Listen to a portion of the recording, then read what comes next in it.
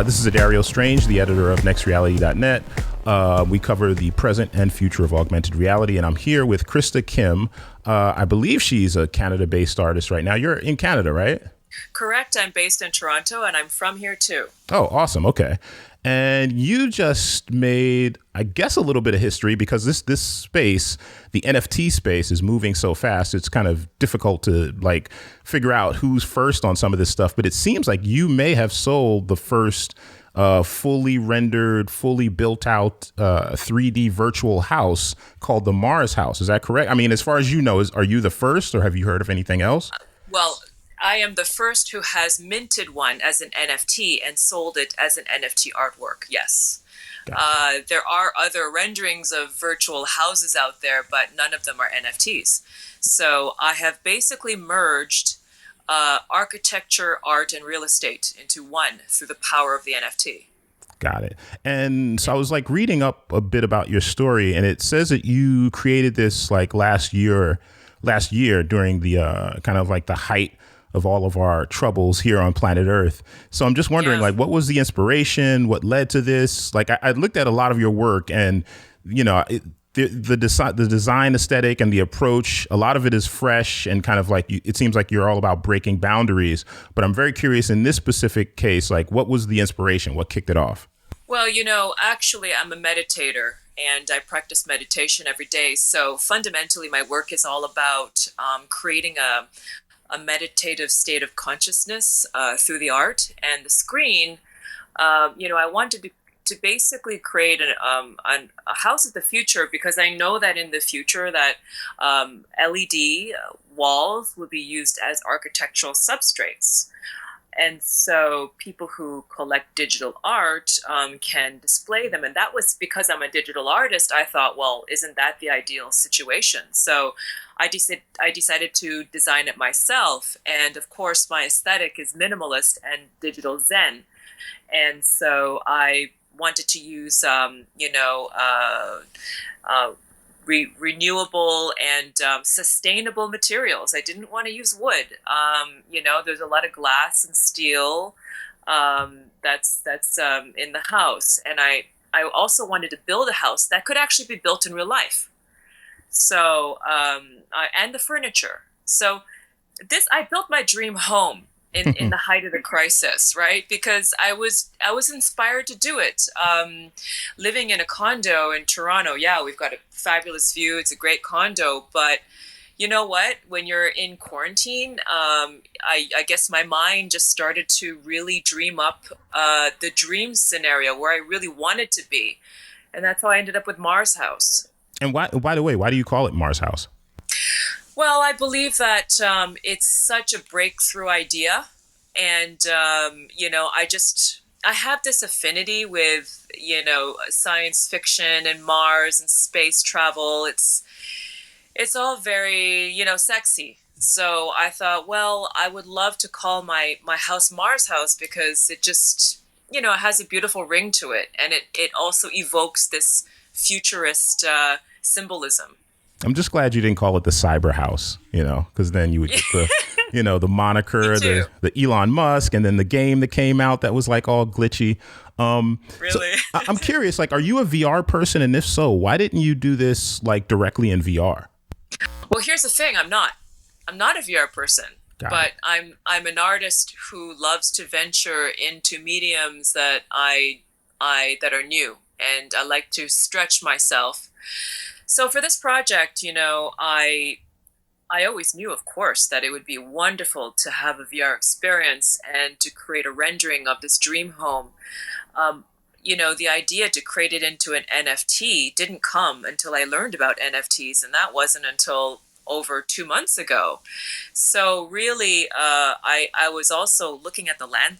Can you hear me? Yeah, I got you. I can hear you.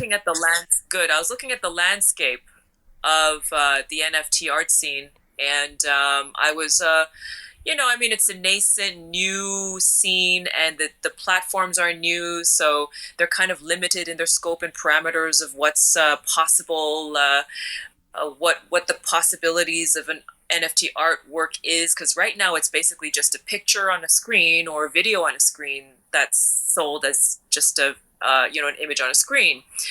But Mars House is a study of and really an artwork, an NFT artwork that is second generation NFT, where I believe we are going to be living augmented reality lifestyles very soon. I mean, Apple glasses are coming out next year, where we're going to have augmented, experiences in our homes, outside.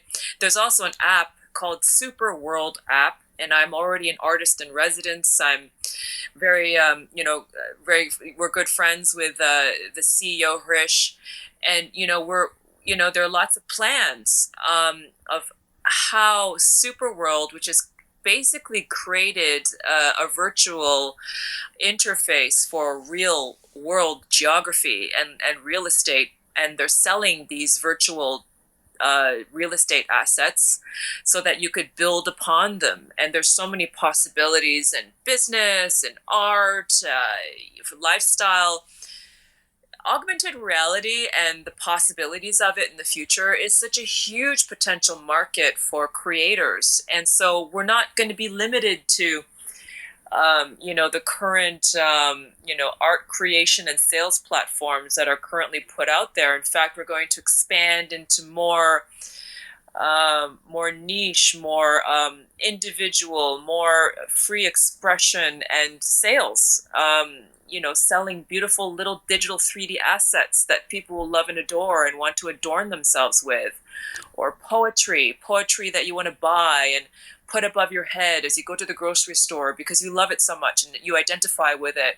So digital assets will become modes of self-expression in the world for people to really explore and enjoy and enrich their lives. So that actually, I kind of buried the lead. The Mars House sold for over $500,000. Am I right? In Ethereum. Correct. Yeah, that's and I think the platform you used was, I'm forgetting. Super Rare. Super Rare, right? And so yeah. I think they said it was a record. Am I right? On their platform? Correct. Apparently it is. Apparently it's an all-time high record on Super Rare. And it was quite a surprise for me. I just joined the platform, only over 2 months ago, and it's a real honor to have this recognition. But really, what I'm passionate about is my foundation and bringing my sound and light healing installation world tour with Jeff Schroeder, my collaborator. He would be performing live electric guitar, healing sound frequency music for mass, public installations for healing and meditativeness. I think that the world needs it, and that's more of what I'm really excited about. It's not about being top of the list, because it's not as if I'm going to stay there. Who knows? It's not my number one priority as an artist.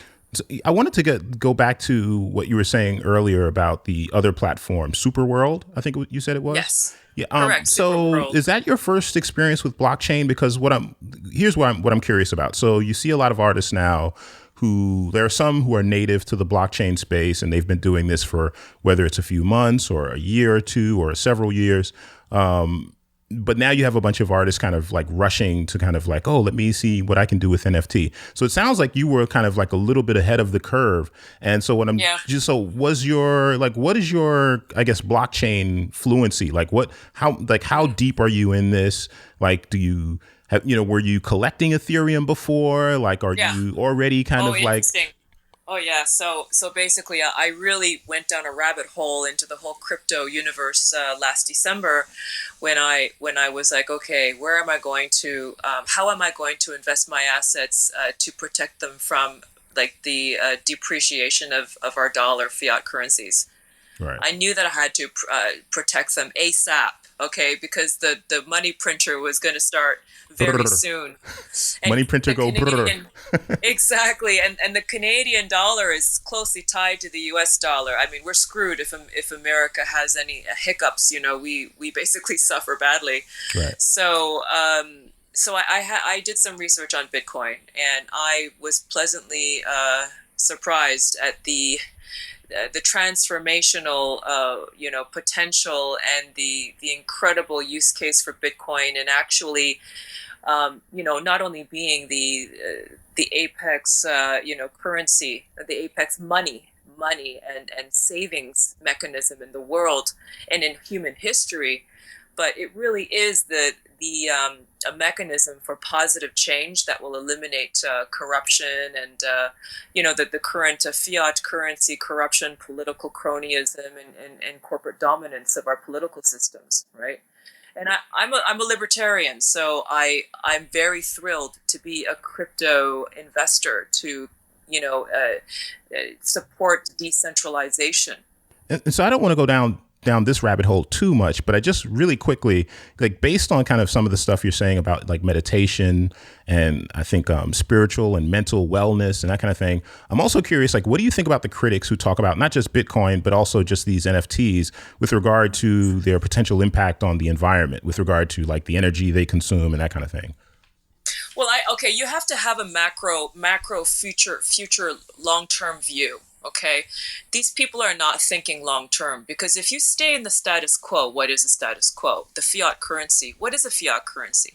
Fiat currency supports the petrodollar and corporate hegemony, and this is a system that actually feeds the oil and gas companies' dominance of the political system, and therefore any environmental initiatives are going to be snuffed out, because it's just not, it's not supported by the politicians that are in the pockets of the oil and gas industry. Got it. So the money that we use right now is actually supporting environmental degradation, and it basically prevents us and disempowers us from making effective change in the world for the environment, simply because the system is rigged, including the media. So everything is all connected and owned by the same, powers. So if you decentralize and stop using that fiat currency and start putting more money into capital, into Bitcoin and Ethereum, you're supporting a decentralized future. And therefore, you're putting more wealth into the people's hands. Power to the people means political accountability to the people. And if the people want a cleaner environment and they want alternatives for energy, for any kind of environmental policy, the politicians will listen. They will not listen to their overlords now, because they're overlords of the corporate powers. Wow, I'm feeling a little inspired. I didn't expect such a good answer. All right, so let's get back to AR. My question, when I first heard you talk about Mars House and just the project in general, was how you related, because what I'm seeing a lot of people talk about NFTs and virtual art, but only a few people seem to understand something that myself and some of my colleagues really are excited about, which is this ability to take virtual objects that can be represented in AR and attach like a unique value to them, via blockchain. Yes. And so specifically with Mars House, I'm just like, so how do you envision that bearing itself out? Because my understanding right now is that it's primarily just like a virtual 3D construct. Mm-hmm. It's a virtual 3D construct, but you can actually upload the 3D assets onto your metaverse. And in the future, when you actually have real space that is overlaid with a virtual UX experience, an AR experience, then you can actually upload it into your real space. For example, we can be having a chat, virtually in Mars House, wherever we are. We can actually have these, immersive experiences in Mars House. So it's not just this beautiful thing that you can look on the screen. It's beautiful with the music, Jeff's music, but it's beyond that. It's an actual house that is also a work of art that you can live with in an augmented reality sense, right? So that's the first time.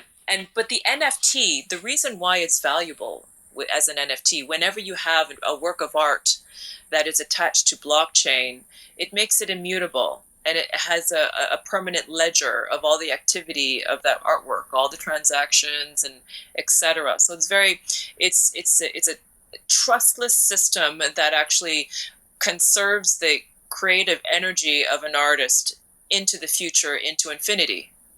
So when you think about that, it is the supreme art medium, right? But I mean, not all, like right now you've got a mixed bag in the market because everyone's jumping on board, and you've got all kinds of, creative things out there that are minted and called art. But I believe that there will become a delineation very soon between real art and decorative collectibles. And indeed, you can have collectibles that are not worth much and will not retain its value. But real art has social capital. Real art has social capital that is meaningful for the actual society, that everybody understands as an important symbol or barometer of what happened in a certain period of time. So with the passage of time, that actually appreciates in value as a social capital asset. And with the NFT, it's incredible because it lasts forever. So it's a really incredible medium. It's the best medium now and ever will be. I went to Super Rare and I looked at the actual auction posting, and I noticed like some of the terms of the agreement where you have, kind of like if the new owner decides to resell it, it kind of it needs to be registered with you as the artist, I guess, to kind of confirm authenticity and just like the, I don't know, just like to continue like I don't know, the link, the chain back to the artist, like, for authenticity. But my question to you is like, as the artist, like, do you have any plans to work with the new owner to actually display this in AR or have any kind of like public installation, or are you kind of just leaving it to them and whatever they want to do, they want to do? Or is there any kind of discussion like with kind of like AR stuff? That's a really good question. So last night I had a meeting with the collector and art on internet. And, we had a great discussion about, his goals and why he's collecting the art, and he's new to the space. He basically wanted to not only purchase the art and sort of have this collector and, flipper, art flipper kind of style of collecting. He wants to hold the art and invest in the artist's career. And while investing in the artist's career, he wants to be involved with artists who have social impact initiatives. Gotcha. So with the capital that he has, he wants to make sure that he's actually giving back to society in a direct way through the artist. And let me tell you, this is a new model of how artists can actually create value in the market instead of just creating collectible artworks. I believe that if you have an item that sells for a high ticket value, that you should actually donate a portion of that toward a foundation with a clear objective and plan for execution of some social initiative that matters to you, that your collector also believes in. So then the NFT then becomes a medium of not only investing in an NFT where the actual collector wins by retaining this beautiful piece of art that appreciates in value. He invests in the artist who also benefits, and then society benefits from the beauty of whatever initiative comes out of that collaboration. And then if people love the work, if people have, a connection to the art and the artist because you see that the artist is making an effort to make the world a better place and contribute back to society, that creates social capital back into the art, back into the artists, which also increases the value of the art over time. This is all making me think of something else I saw in relation to you and your work, which is techism. Is this kind of like an outgrowth of that? Is this kind of like extending that idea? And if so, could you like maybe just like briefly like explain what you mean by techism? Well, techism is a very unique concept, only because it's only applicable to this time now, where we're living in a time of major disruption and transition into digital, and our society is basically struggling to adapt. Times of transition are never easy, as you know. And I felt that, because of this time of transition, a lot of people are going to feel lost, and there'll be a lot of negativity, divide, and you know, there's going to be a lot of us versus them attitude. And you know what? I think that art actually can bridge that, and actually can create hope, and create a narrative of a new way of thinking and a new civilization. I don't think that it's a good thing if we leave culture creation in the hands of technology and capital only, because then the technology will be designed to exploit us and make money off of us. Look at Facebook and Google, right? Perfect examples. Right. But if you actually have a creative person with an artistic mind in the creation process of a company or of a system, decentralization, I believe, is a very artistic concept. I believe that Vitalik Buterin and Elon Musk are artist engineers. I think that having an artist mind means that you want to create a beautiful world. You want to make the world better for humanity. It's a humane sort of like reason behind the action of creation. And so techism is a call to action for artists to pursue creative activities outside of art even, or collaborating with technologists and engineers and finding solutions to the world's problems by creating companies or art installations. Just get out there, just get out there and make connections, network. And through this beautiful, combination, when you have an engineer and an artist bump heads, and you have a beautiful outcome, right? And so that's what techism is about. For me, I am asked by the CEO of Superworld, Krish Laktikar, to join the company and to collaborate with them to create a beautiful world in an augmented reality world. And this is techism.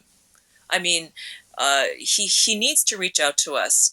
He needs our ideas. He needs our philosophical, input into how, the ethics and the growth and, the foundation of this world will be. So this is what techism is. Does that make sense to you? Absolutely. Absolutely. No. I mean, actually, before I spoke to you, I actually did a little bit of a deep dive into some of the things you've said about techism. So that's why I was interested to kind of just hear your 2021 take on some. I mean, I think you started this back in 2014. Am I right? Is that?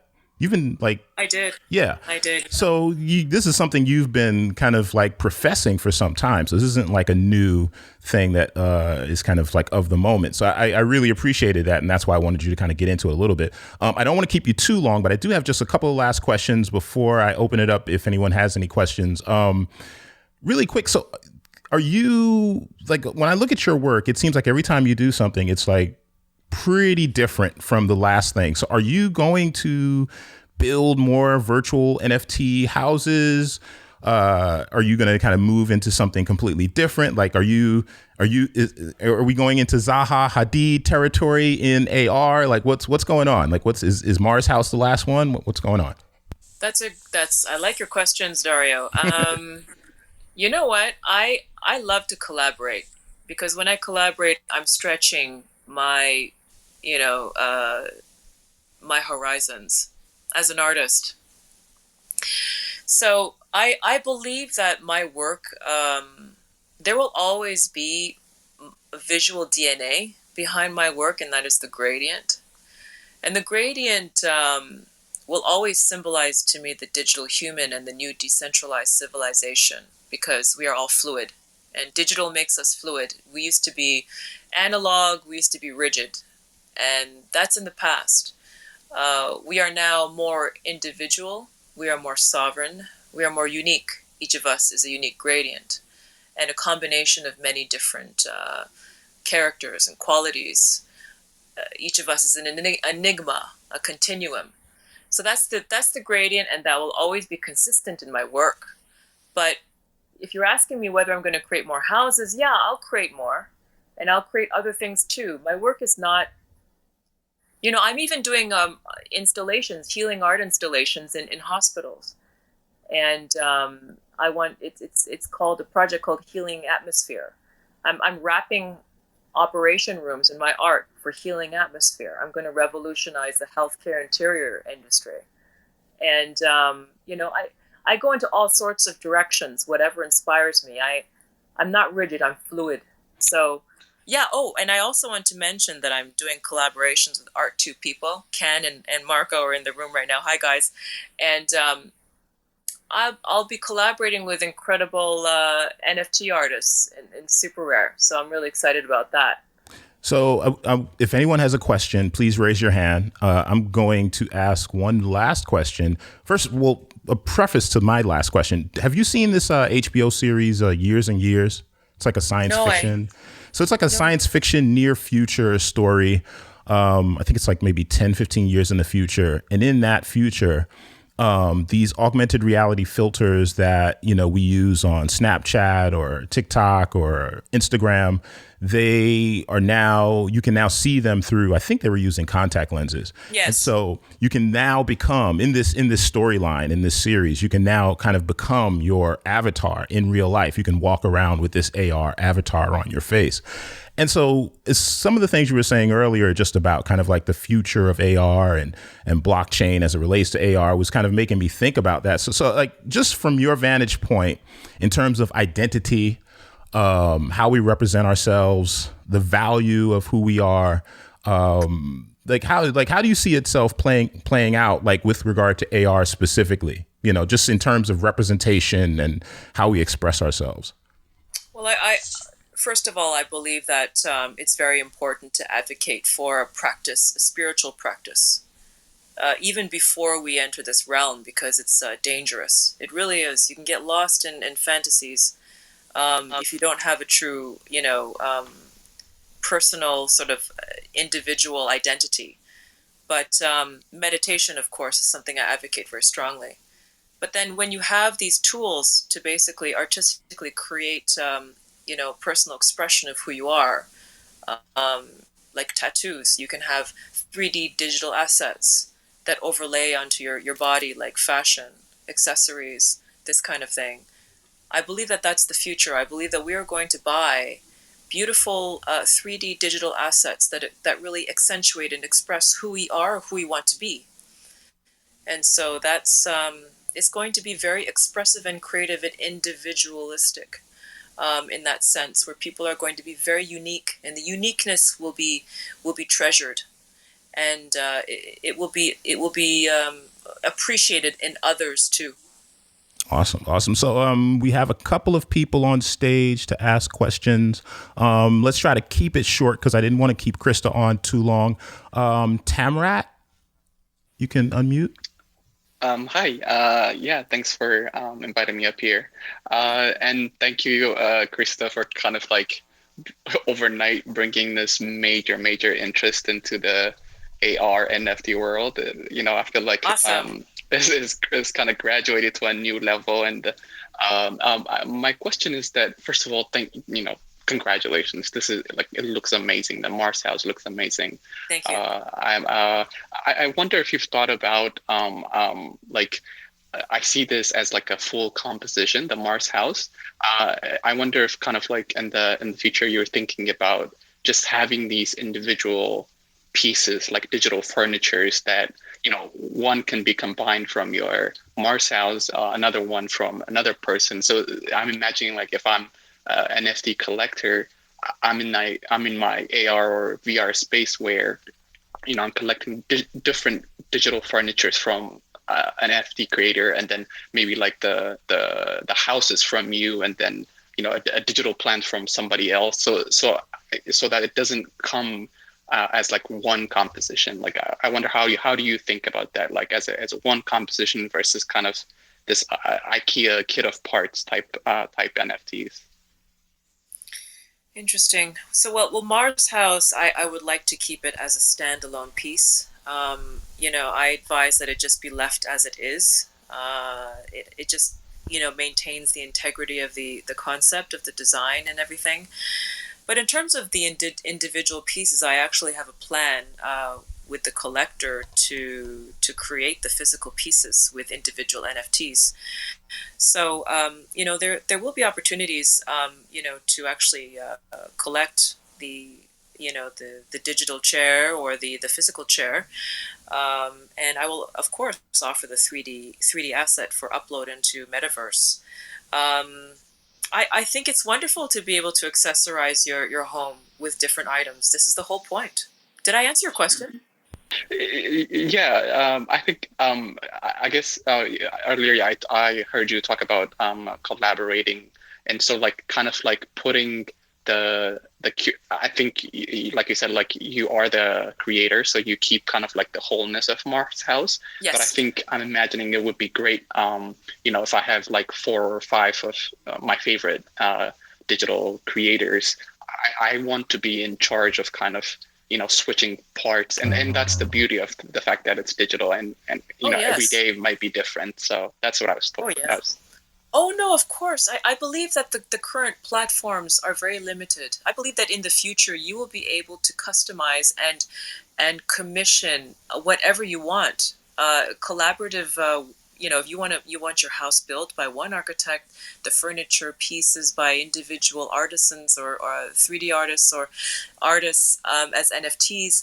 Yes, this is all possible. But Mars House, basically, what I'm doing is I'm just trying to show the limitations of the current platforms so that somebody else or the current platforms will think ahead and say, okay, let's prepare for NFT 2.0 and enable this kind of interaction and minting and marketplace.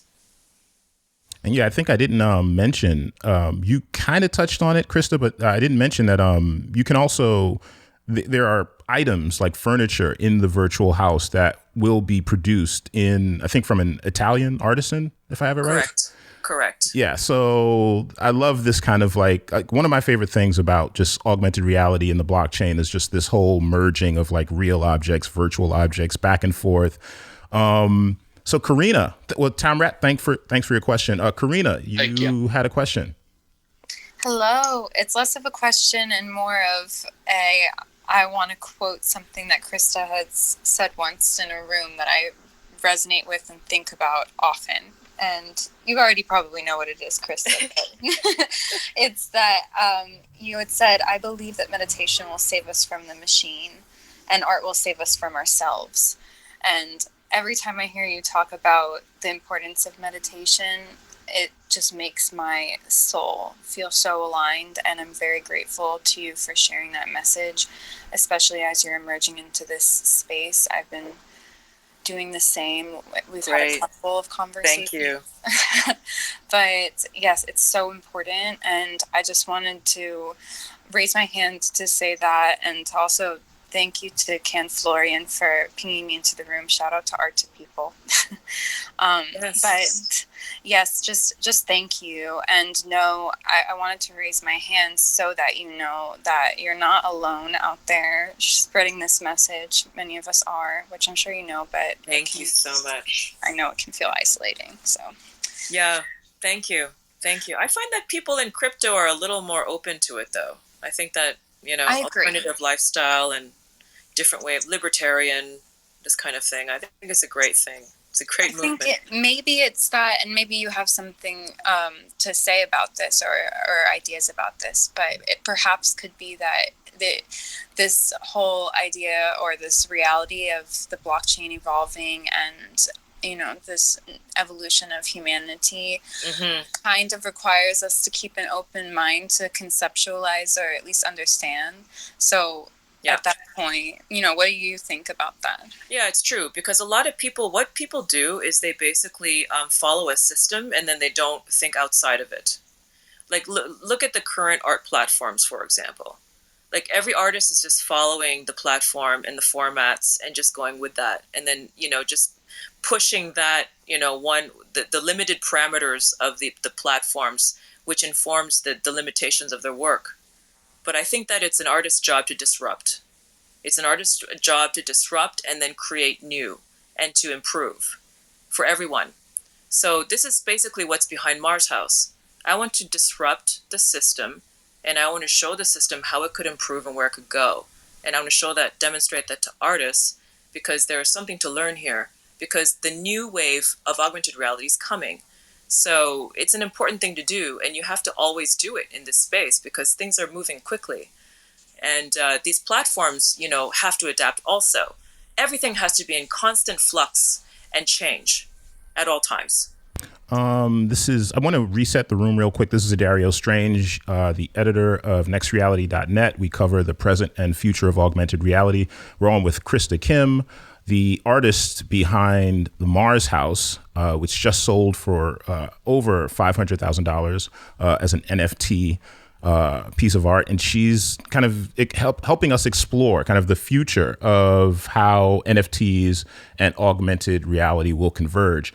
I kind of want to begin to wrap up, but I wanted to, if anyone has any last question, please raise your hand. My last question. I'm sorry, go ahead. I just wanted to give a shout out to John Foves. If you could let him up here. John, I want to say hi. Haven't seen you forever. Let's bring him up. Can you bring him up? Hold on. Foves. Technology. Got the mask on. There you go. Hey, hi Krista, how you doing? Hey you guys. Wow, it's been so long. How are you? Yeah, it's been a long journey. Yes. I just hopped into the meeting. I noticed very late and just wanted to hear your voice, everybody's voice. So wow, I John, missed it, but I'm here. Wow, you know what, John? Like, I cannot wait for you to mint your NFTs, because you are going to create incredible NFTs. You have to join us. You really do. Yeah, thank you. Everybody, check out John's art. I love his art. It's just so incredible, and he's a great human being. So, and I want you to mint soon. Like, it'll be great. I'm working on that. I actually have a concept that I want to build already, but it's like a whole new world. Like I need to learn more from this, and I'm just like catching up. And I'm having a solo show of a physical art collection in Milano. It's in a month. And wow. Just finished this, and I'm gonna dive into NFTs. So, yeah, any help, I'll be happy to talk to everybody that knows about this. Eager to learn more. So, thank you, Krista. No, of course. Thank you. Anytime. Reach out anytime if you need any I will. help. I will. And congrats, everybody, for everything that you guys are doing, and girls.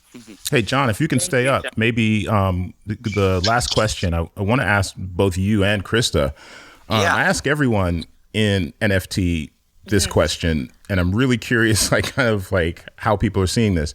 Like right now, it seems like people are. You mentioned, Krista, earlier. You mentioned Elon Musk, and I think I heard about like a video. I think it might have been the Cybertruck presentation where someone minted it into an NFT, and then a bunch of people kind of followed after and kind of just made very slight changes, and then offered their own, NFTs of that same video.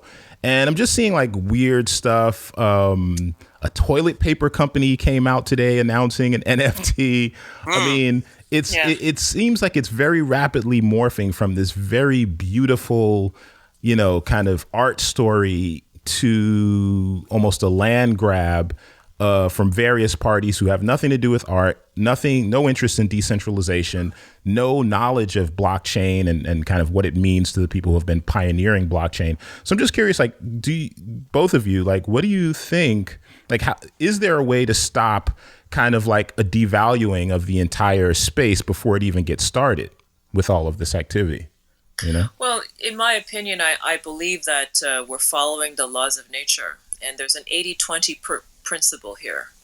So I would say that 80% of the art is probably not going to be valuable after you purchase it. It's probably fun and lovely to have and something you could cherish, but not a financial, you can't expect a return on investment in 10 years, but 20% you can. So, that goes with everything, right? In life. So I believe that it's a market, it's open. You're going to have people come in, and you're going to have a lot of variation, a wide selection of art, good and bad. But you need the good art and you need the bad art to be comparable and to choose. Everybody has a choice. Yeah, that's a good point, Krista. And Adriano. What's your name? Sorry, Adriano. Adario. Right? Adario. Okay, Adario. That's a great name, Adario. All right, Adario. So Matt, I tend, now that you mentioned Elon Musk, there's a speech that he made some years ago when he is talking about the evolution of virtual reality, and he mentions that our species, right, the human race, we're gonna technologically, we're gonna move so fast in virtual reality that pretty soon we're not gonna be able to notice the difference between a VR world and the world we're living in right now.